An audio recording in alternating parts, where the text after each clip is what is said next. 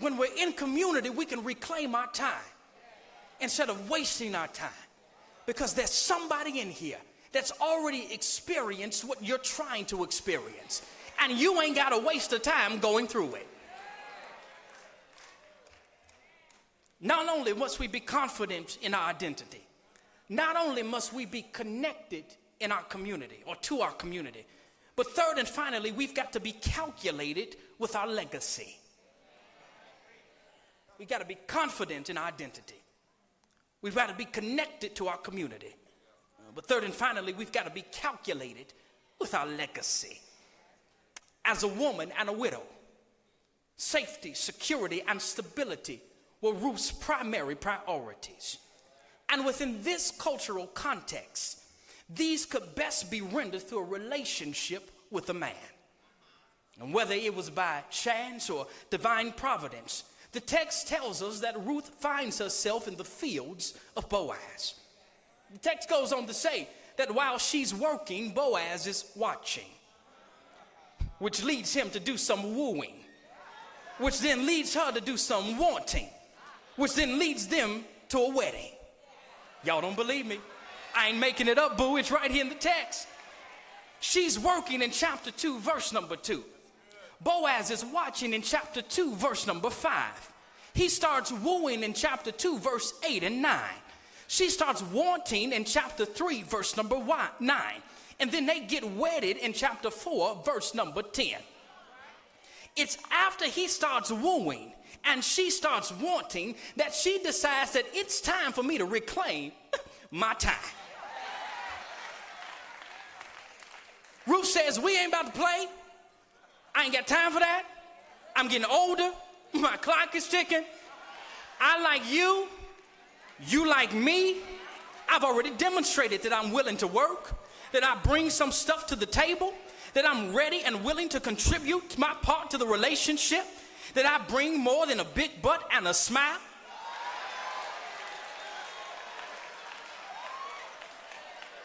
She looks at Boaz and says, listen, sir, you've already demonstrated that you're willing to be a priest, provider, and protector for me. So what we waiting for? Let's go on and do the doggone thing.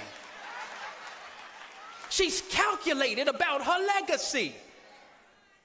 In the text, Ruth demonstrates to us that if you see something, you better say something. Okay, y'all sitting there looking at me crazy. Sometimes it takes bold behavior to birth benefits. Can I talk to the single ladies in the house? We were going to bring in Ayana to fix your life today, but her rates were a little high. So we're going to engage in the first episode of Stephen Fix My Life. Come on, let me holler at you, beloved.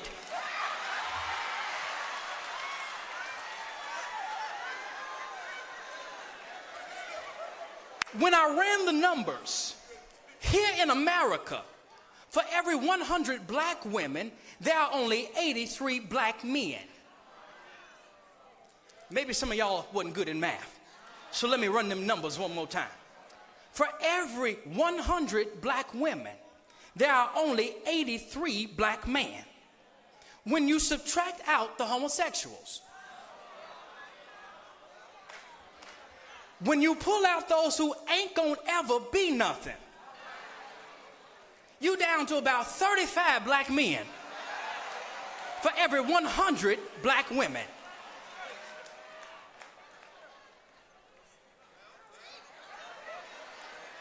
I mean, y'all looking at me crazy, but I'd be remiss if I didn't share the stats and the data and the facts with you.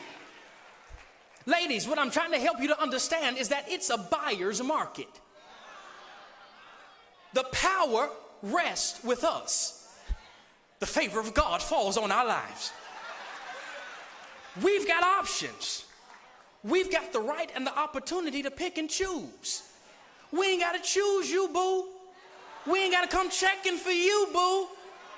Because we can bounce on to the next. What are you saying, Stephen? When you see something, you better say something. You sitting around here talking about, I'm waiting on God. God gonna send me a man. I'm waiting on my Boaz. Man, Boaz is dead.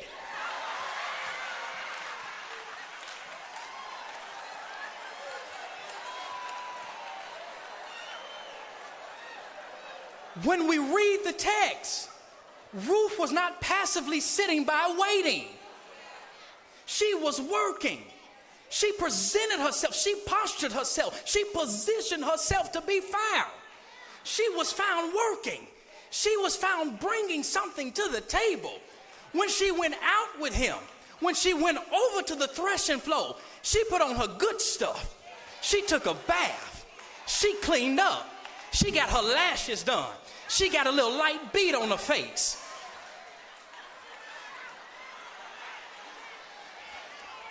She soaked in some Bath and Body Works so she'd have a fragrance.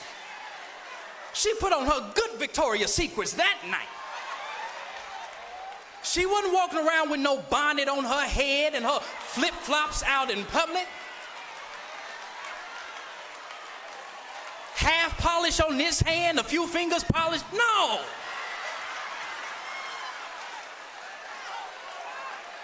Her feet wasn't ashy in her sandals. Carry you some lotion.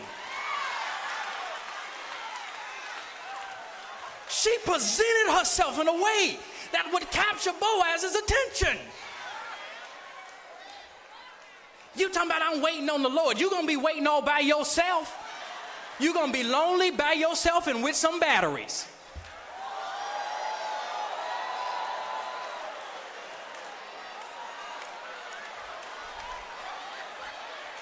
The text says, Ruth presented herself. She postured herself. She was calculated about her legacy. You talking about I'm waiting on God. God is waiting on you. There's divine sovereignty, but there's also human responsibility. It's a two-part process, ladies. There's some stuff you got to do by yourself, for yourself, with a calculated legacy in mind. She postured herself. She positioned herself. She prepared herself. I want a man that makes 6 figures. What you make? What's your credit score? What's in your wallet? What skill sets do you bring to the table? I want somebody who's an entrepreneur. If he goes down, can you run the business or you gonna run it in the ground? What are you bringing to the table? Why would Boaz want you?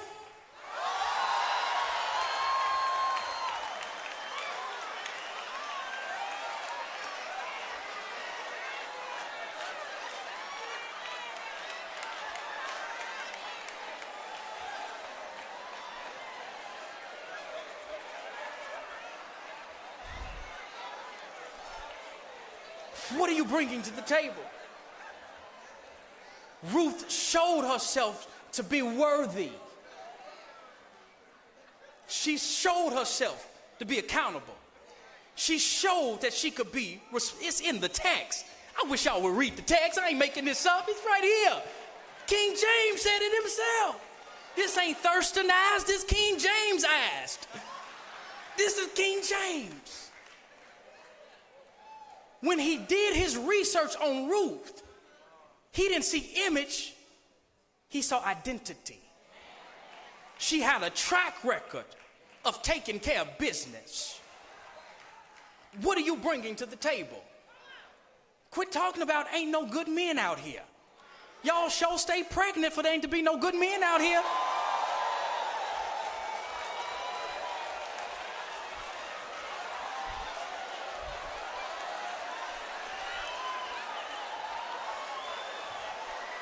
Beloved,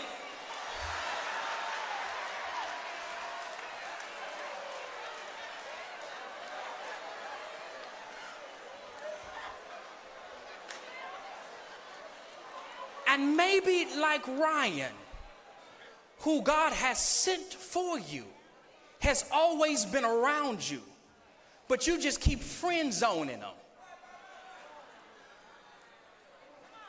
There's a Julian in all of your lives that's been consistent, that's got character, that's got integrity, who's gonna come pick you up, respect you, take care of you, demonstrate that he can be priest, protector, and provider. And Denise told me not to say this because it was going to fracture the fantasy that so many of you have. But can I just read the Bible? In chapter 3, verse number 9, it says, I told y'all that she was working, he was watching, he starts wooing, she's wanting, and then they're wedding. Y'all follow that? She's wanting and 3:9. There in the text where she requests that he cover her with his wings, that's the King James Version. Can I help y'all by Thurstonizing the text to understand what's happening here in the text? Here in the text, in the Bible, in the King James, Ruth proposes to Boaz.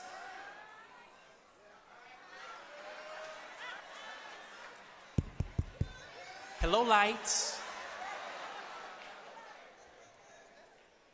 So you tell me, I'm Ruth, I'm just waiting. You really wait? You want to be Ruth? There's some stuff in Ruth that you may not be willing to do. Y'all real quiet. I'm just talking about what I'm talking about. I'm just reading the Bible. I didn't tell y'all got to do nothing different, going with your fantasy of him getting down on one knee and you putting it on Instagram. That's fine. Just stop talking about you won't be Ruth and you ain't going to do everything Ruth did. Because Boaz is dead.